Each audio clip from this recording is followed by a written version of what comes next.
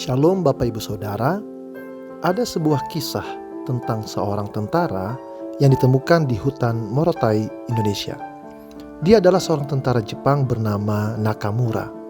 Meskipun perang sudah usai sekian puluh tahun, rupa-rupanya dia terjebak di sana tanpa mengetahui bahwa perang sudah selesai. Apa yang terjadi? Dia tetap terjaga, dia tetap setia bertahan di pos di mana dia ditempatkan. Akhirnya polisi dan tentara setelah mendapatkan informasi ini, mereka pergi ke hutan itu untuk kemudian membawa pria ini dipulangkan ke negaranya. Tetapi memang harus berhati-hati. Ingat, dia ini seorang tentara yang sedang menjaga pos di mana ditempatkan. Maka diaturlah strategi untuk bisa membawa pria ini dengan aman. Singkat ceritanya, saudaraku, pria ini dikembalikan ke tanah airnya di mana dia berasal. Sebetulnya kalau melihat 30 tahun dia di sana, kasihan juga tanpa tahu perang sudah usai.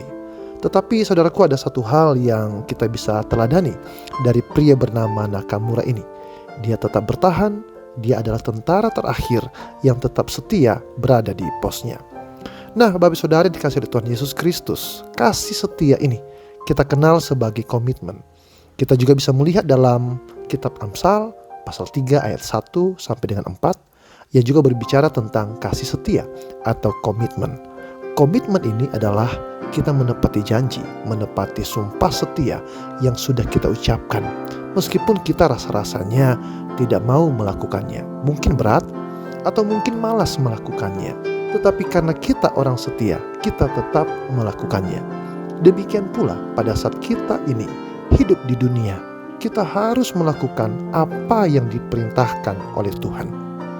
Kadang-kadang itu sulit, kadang-kadang itu benar-benar tidak mudah, kadang-kadang kita malas melakukannya, kadang-kadang kita rasanya sudah tidak kuat untuk melakukannya.